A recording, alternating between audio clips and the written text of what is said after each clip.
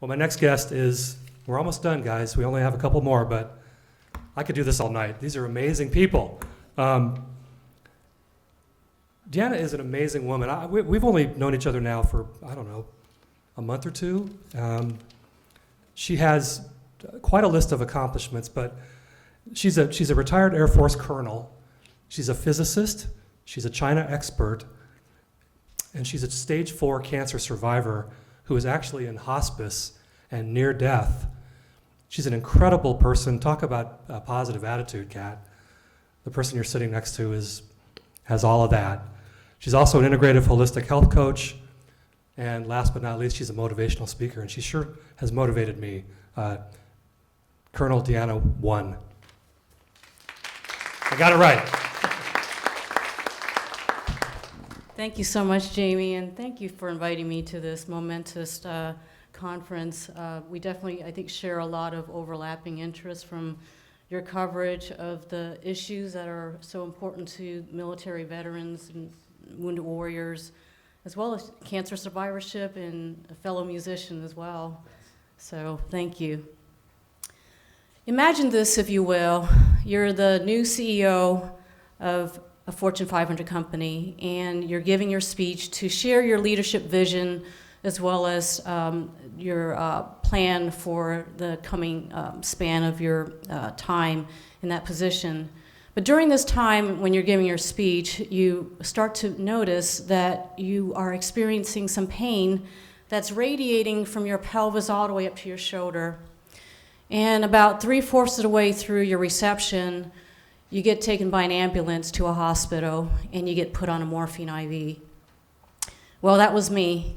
I was at the height of my career as a colonel and a physicist, and up until that point, my specialty was in electro-optics and laser radar design, and I also had experience with launching satellites, missile defense, and NATO operations.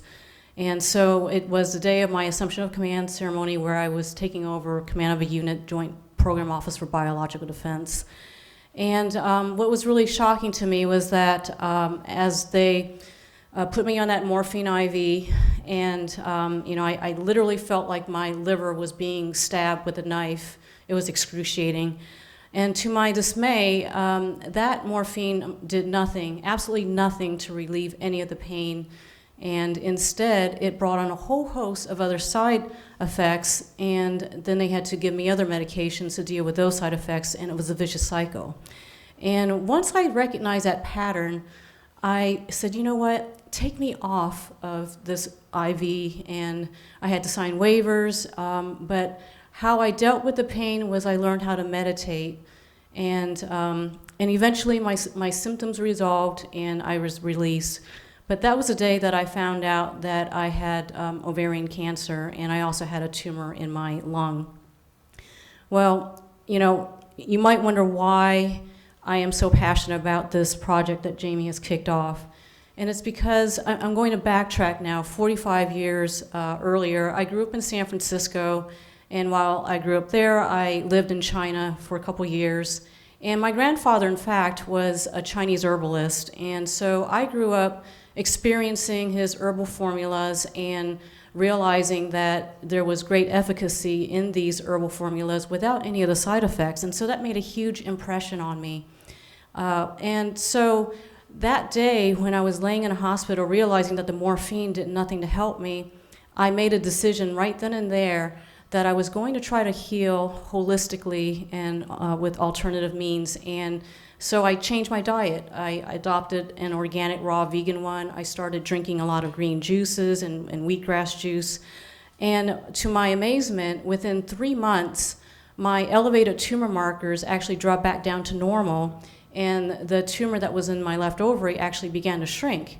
And I continued along this course. I went to a place called Hippocrates Health Institute in West Palm Beach, Florida, which is an amazing world-class facility where a lot of terminal stage patients end up going there, and I have witnessed their subsequent healing.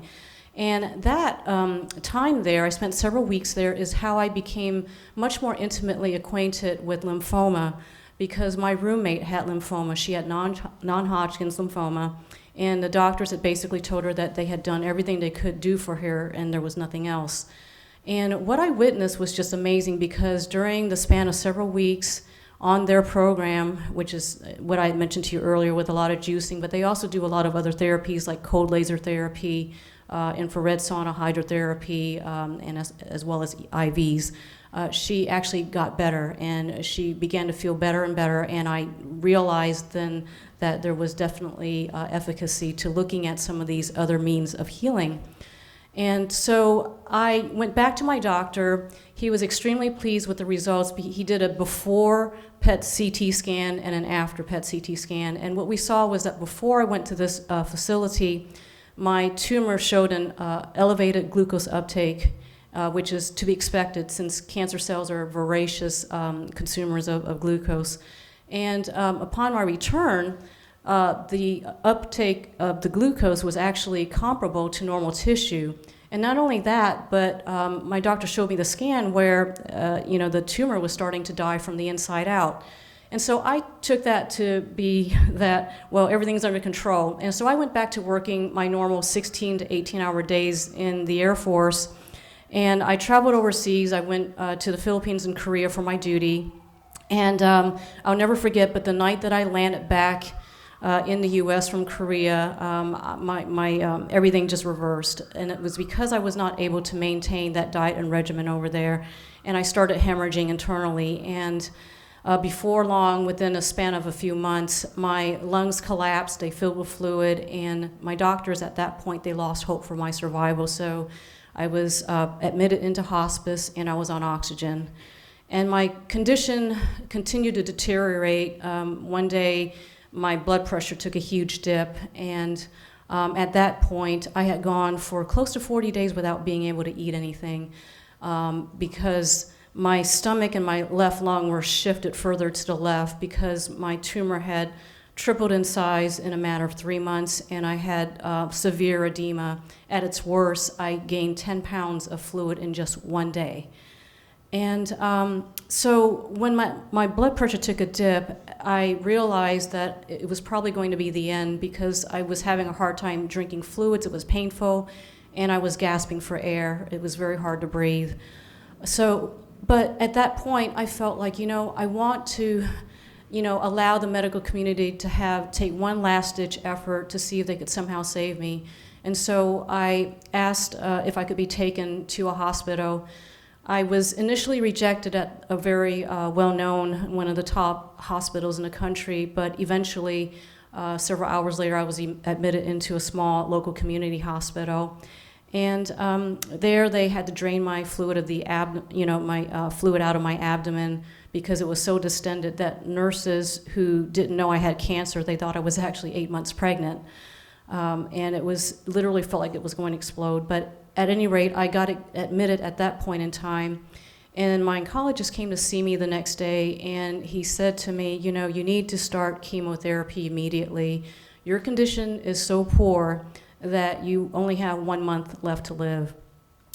Well, nothing could have prepared me to hear that.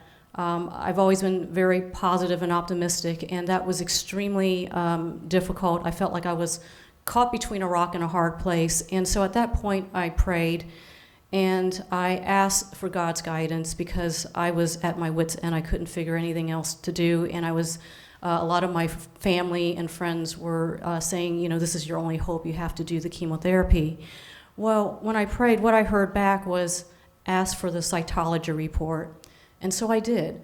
But my oncologist said, we don't really have time to wait for that report. It's going to be malignant, and you've got to start right away. If you don't start, I'm going to put you right back in a hospice care where you are most certainly going to die. And but I pushed back because of what I heard, and finally he agreed. And 2 days later, he came back to me and he said, your intuition to wait for this report was a good one because it came back negative for cancer cells in the fluid, which was a shock to the doctors. It was a shock to me. And so that opened up the opportunity for me to actually have surgery. I went through 3 months of intensive rehabilitation because I was, just severely, all my muscles had atrophied at that point. And I, had to have 5 blood transfusions. But I share this with you because there are three main points that I want to, emphasize through this story.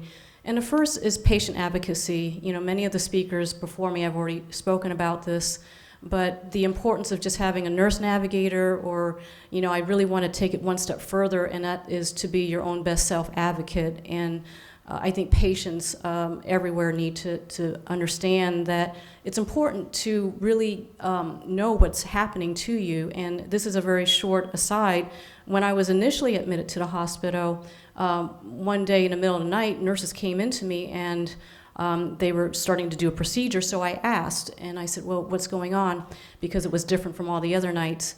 And they said, well, based on your surgery, we need to do this procedure. Well, in actuality, I had not had surgery at that point. And so, can you imagine what could have happened if I did not question? So I really think it's important to work together, as a partnership between the doctors, the researchers, the patients, and the caregivers, everyone involved.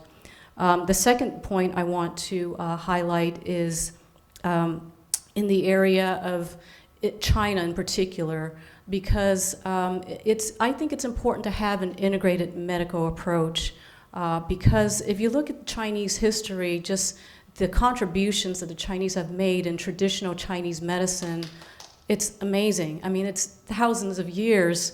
And the Chinese people are very practical. It's not just all theoretical. They have experiential data that's proven out with these Chinese herbs.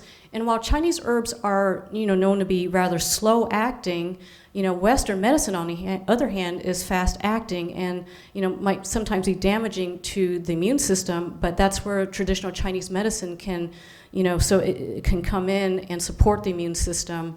So I really feel it's very critical to have an integrative approach, because conditions like lymphoma and cancer is just such a complex, whole mechanism that we really need to kind of look at all our tools. And finally, it was already mentioned earlier, is hope. And I just want to just say that no matter how grim a patient's situation is, there's always hope. If I can come out of hospice, there's no reason why someone else can't, and I'm actually writing a book to share that story with the world. And so I just want to leave you with that thought, to never lose hope. And Jamie, I know that this project of yours is really going to bring hope to the people in China. Thank you.